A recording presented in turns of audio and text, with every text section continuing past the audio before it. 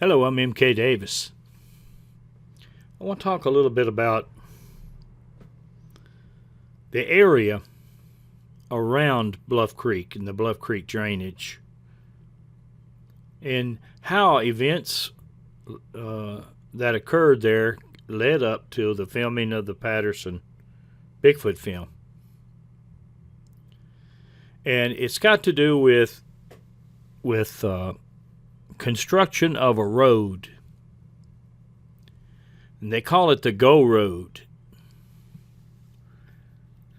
Go simply is short for Gasquet to Orleans.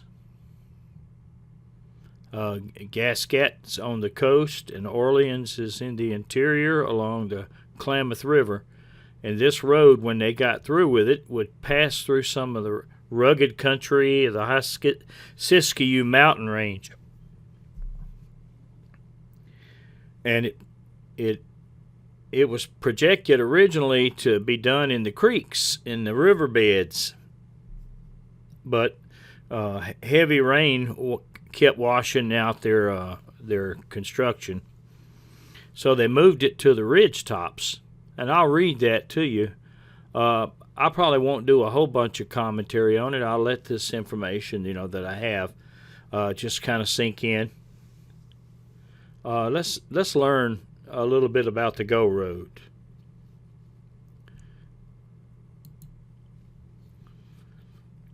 Okay, here we go. The Gasquet to Orleans Road. The Siskiyou Mountains are a small range in northwest California and southwest Oregon. In the southern part, they contain parts of the Klamath and Smith River watersheds. These watersheds are the traditional homelands of several Native American tribes, including the Yurok, Karuk, and Tolowa tribes of northern California. These tribes have considered the high country to be of a special spiritual importance since times predating recorded history. Two of the rocks at the peaks of the high country are now called Doctor Rock and Chimney Rock at about 4,000 feet. This region is held to be the center of the spiritual universe because it is believed that the original inhabitants of the world, who left just as the humans appeared, climbed up through holes in the sky, and these high peaks are the last places they set foot on earth. Hence the high concentration of spiritual powers here. The high country is the site of a ritual performed individually and involving days of fasting and meditation to obtain spiritual purity amidst silence and undisturbed serenity. The few members of these tribes who feel the call to become medicine people derive their powers during these rites. The medicine people are spiritual leaders and are of an integral part of the culture. Although a few individuals ever enter into these areas, they are of incalculable value to the entire society. Since the discovery of gold by the European Americans in the middle of the 1800s, these tribes have met with the same fates as other Native Americans, namely that they have lost access to their homelands. Their populations have been decimated by disease and intentional genocide.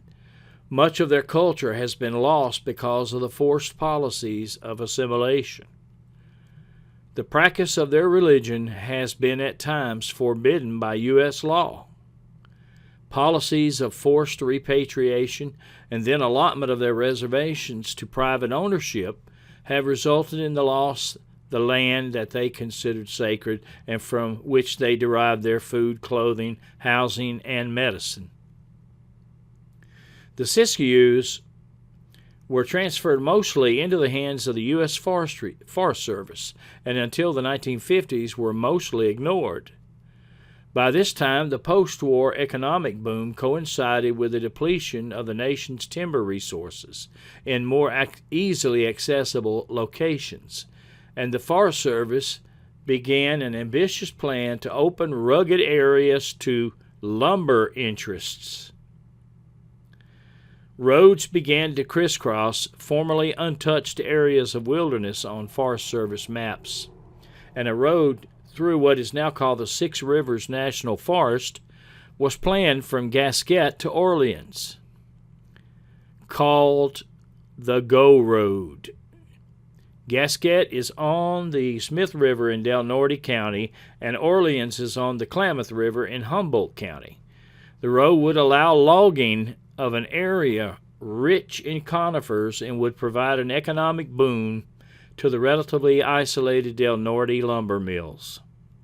The Go Road was started in 1957, and its route was along the stream beds because this was considered the easiest way to build roads through those rugged mountains. Yearly flooding, especially the massive 1964 flooding, demolished so many Forest Service roads in northwestern California that a new method was adopted: building roads along the ridgetops.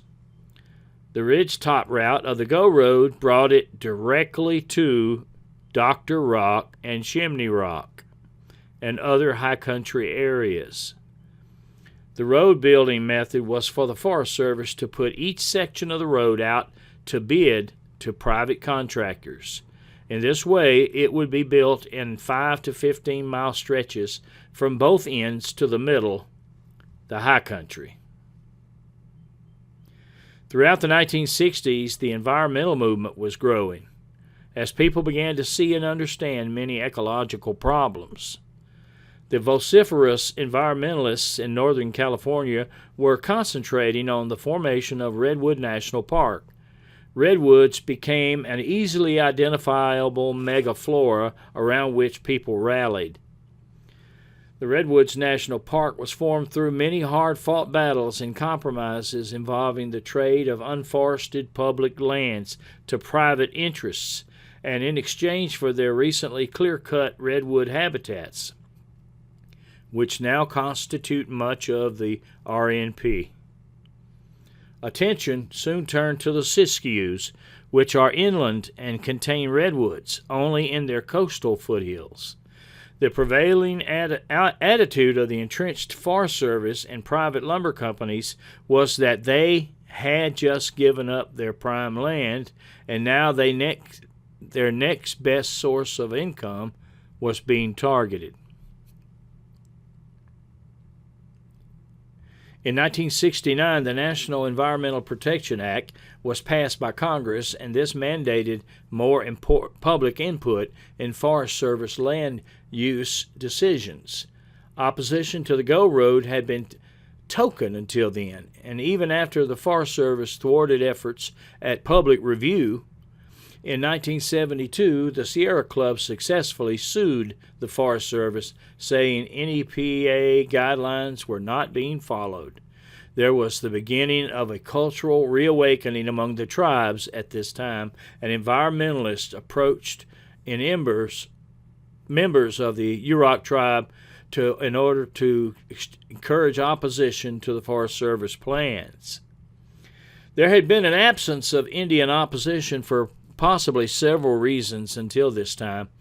The ceremonies practiced in the sacred high country are shrouded in secrecy, and to a certain degree within the tribes, and especially to foreigners. It is considered distasteful to discuss these rights openly, which is understandable by itself. Even more so when we consider that in the past, letting the U.S. government know that something is valuable to native peoples was the most certain way to assure its destruction.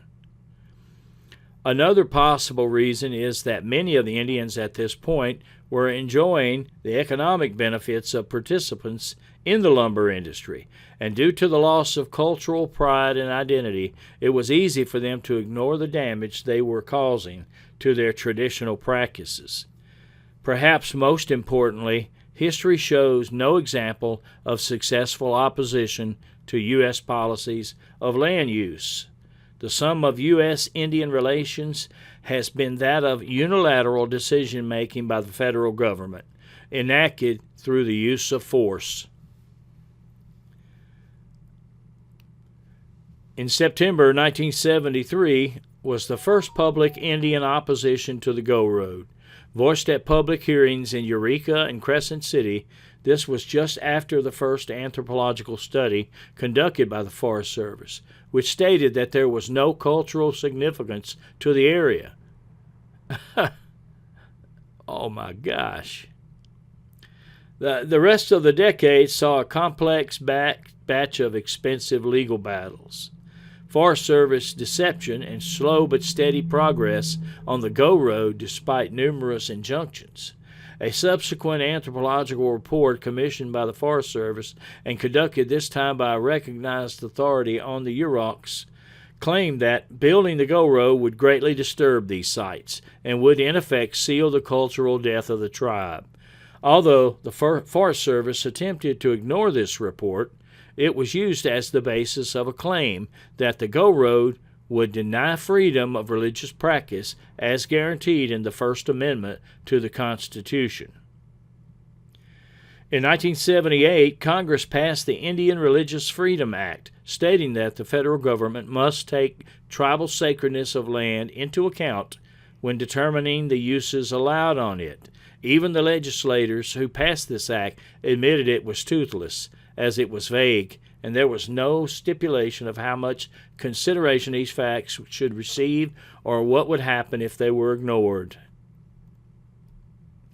In 1984, environmentalists won a long battle culminating in the formation of the Siskiyou Wilderness Area. A wilderness area is a designation of public lands wherein areas that are roadless shall remain roadless. This is a recognition of the harm caused by roads. The Forest Service, however, had the ear of the legislators who drafted the final version, and a 1,200-inch corridor was left between the two pieces of I hope I'm reading that right. Wilderness that bordered the planned route of the partially completed Go Road. In 1987, the Religious Freedoms case had wound its way to the U.S. Supreme Court after winning an injunction in the circuit and appeals courts, and by this time the Forest Service had spent much more on the road that the experts claimed it could yield in timber revenues. The case was much bigger than a single road. The Forest Service was trying to prevent a precedent from being set that would force them to consider tribal religious practices when determining land use. This was the first time a case making this claim had made it to the Supreme Court. Other similar cases had been defeated at the circuit court level, including attempts to prevent dams in Glen Canyon and by the Tennessee Valley Authority, which put sacred lands under hundreds of feet of water. The injunction was overturned by the Supreme Court in a 5-3 decision.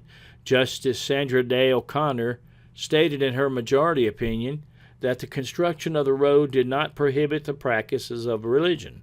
She said that if the Forest Service had been trying to prevent Indians from entering the area, it would be a different situation. But she likened the government's right to build a road on its own property to its right to issue every citizen a social security number, a right which had already been established by an earlier court. The dissenting opinion was written by Justice William Brennan, who claimed that the court was refusing to acknowledge the constitutional injury the respondents would suffer. Brennan wrote that this decision left the Indians with no constitutional recourse to the gravest threats to their religious practices. Meanwhile, on another front, efforts were being made to close the corridor in the wilderness area. In 1990, as a rider to the bill that was established the Smith River Wild and Scenic National Recreation Area, the matter was finally decided and the corridor was closed. The uncompleted section of the road was less than 7 miles, with a wide 2-lane paved road suddenly ending into the forest on both sides of the uncompleted section. The Go Road battle was won on environmental grounds, not on grounds of religious freedoms, and as one Yurok stated, to establish the area as wilderness is to completely miss the point. There is no word for wilderness in the Yurok language, as the entire world is considered a whole, of which people are part. The term environmental racism is commonly used, often in conjunction with targeting minority neighborhoods as toxic waste dumps and for polluting industries. But I believe it would just as appropriately been used here. The Forest Service policies enacted across the nation are an extension of the policies of genocide present in U.S. government since its inception. The Native Americans have been unable to prevent their losses of cultural identity, lands, and untold lives in the past, and this trend is disturbingly present today. Perhaps some of the successes of the environmental movement could be viewed as a model for advocates of Native Americans. The Endangered Species Act has been interpreted to protect not only the individuals of a species, but also its habitat. Justice O'Connor's decision is incomprehensible to me, and perhaps if a parallel were drawn between the land needed for an animal species to survive and the land needed for a culture to survive, opinions could be swayed. In order to energize the majority of an apathetic citizens, got that word separated there, to care about the salvation of tropical rainforests. The forest value was framed in a manner that more directly benefited average American citizens. It has been posed that we could miss the miraculous cure for cancer if we destroy the one species of tree that produces the magic bullet. If cultural diversity is not going to be appreciated for its intrinsic value, perhaps it could be appreciated if people believe they could attain spiritual enlightenment by studying or participating in the many indigenous cultures present in America. Okay, and he goes to mention in this last paragraph about if it had been an animal, instead of declaring the whole area to be wilderness, declare it to be a habitat for a certain animal. They would likely have gotten the decision to go in their favor, and that habitat would have been protected. So I hope you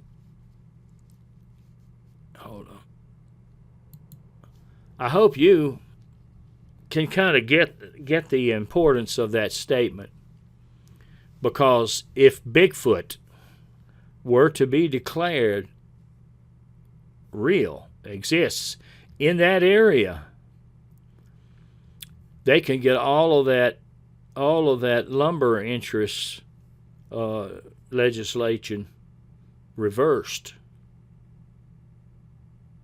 And that's basically what he was saying. So go back to the first part of the article. What he said about Bigfoot. I mean, there was another type of human that went back to the sky, went through a hole in the sky, I guess, to wherever. And that was what made those two peaks sacred, is that was the last place that they touched the earth. That's pretty interesting stuff. It helps to understand and know, the circumstances surrounding an issue. I know that the feelings were so strong that Native Americans formed human chains. I think I have some of those here, articles.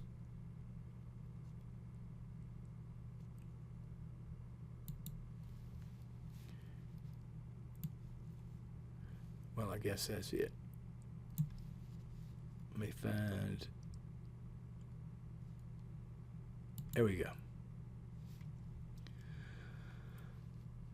Go Road Project. Go Road 1. Go Road. Native Rights. Let's see.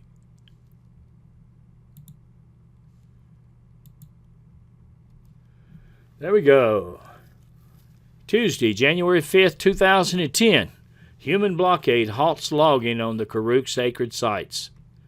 Klamath Justice Coalition halts logging on Karuk sacred sites. This morning, the Klamath Justice Coalition used a human blockade of 15 people to defend Karuk sacred sites from logging activities.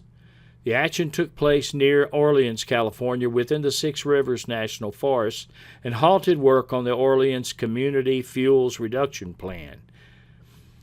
The OCFR is actually the Orleans Cultural and Forest Reduction Plan, said Leif Hillman, a Karuk ceremonial leader in Orleans. Below are the press releases from the Klamath Justice Coalition and the Karuk tribe. Orleans residents moved to halt Forest Service plans to destroy sacred site. Orleans, California. This morning, the Klamath Justice Coalition used a human blockade to defend Karuk sacred sites from logging activities. The action took place near Orleans, California, within the Six Rivers National Forest. Let's see. Forest Service contractors were greeted by activists before daybreak at Orleans Mountain Lookout Road, which leads to one of the units in dispute. Crews turned back without involving law enforcement. This morning's small but important victory marks the beginning of our campaign to defend Karuk sacred sites and protect the health of our forests, said Orleans local Chuck Hillman. I hope I'm saying that correctly. This logging operation was intended to be part of a larger fuels reduction program developed by the U.S. Forest Service with community buy-in. However, in the end, the Forest Service betrayed the local community once again. According to the final environmental impact statements for the project, the stated purpose and need for the Orleans Community Fuel Reduction and Forest Health Project is to manage forest stands to reduce fuels accumulations and improve forest wealth around the community of Orleans, while enhancing cultural values associated with the Panamanic World Renewal Ceremonial District.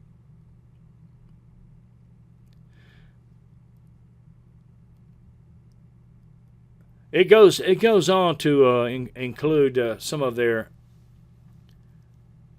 Here it talks about it right here. Again, during last year's wildfires, Kelly, which is a guy associated with the logging, Kelly directed the construction of fire breaks and using of heavy equipment that destroyed sections of medicine man trails and high country altars used during annual world renewal ceremonies.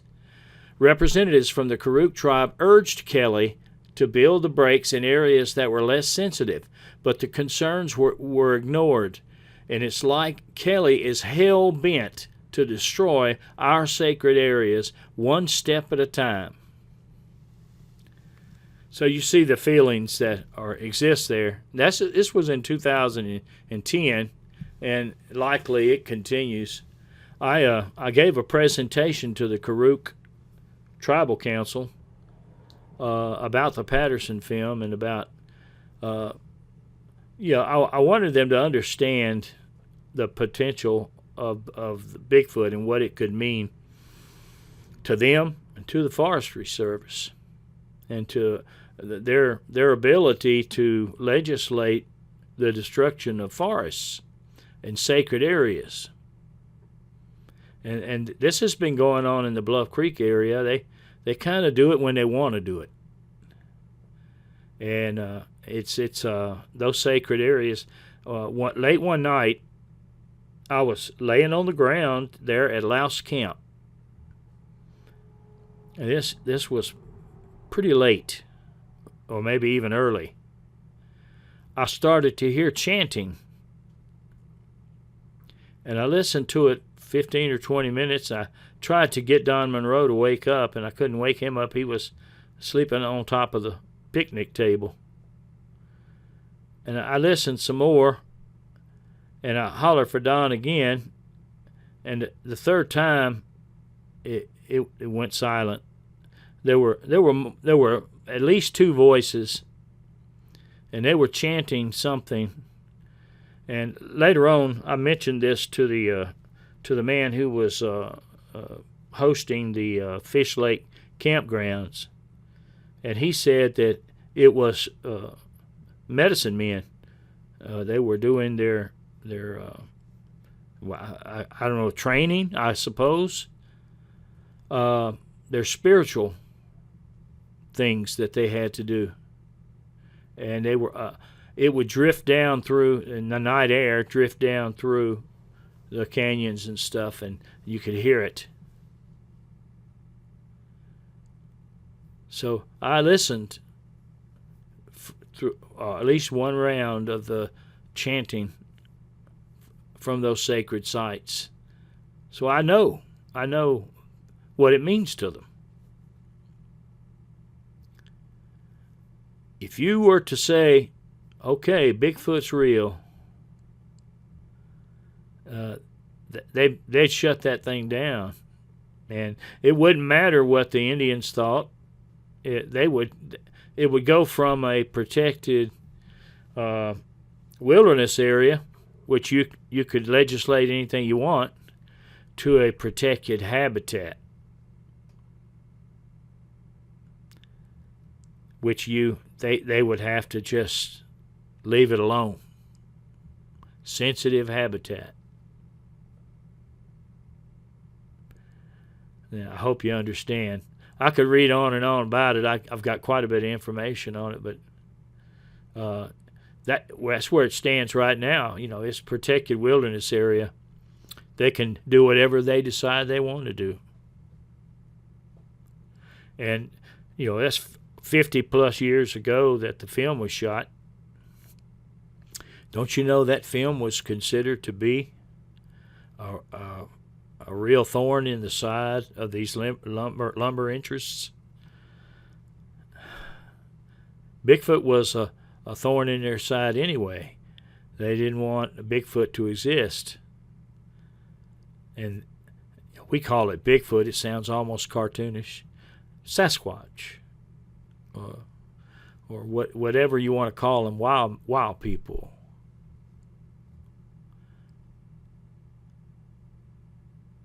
Sensitive area.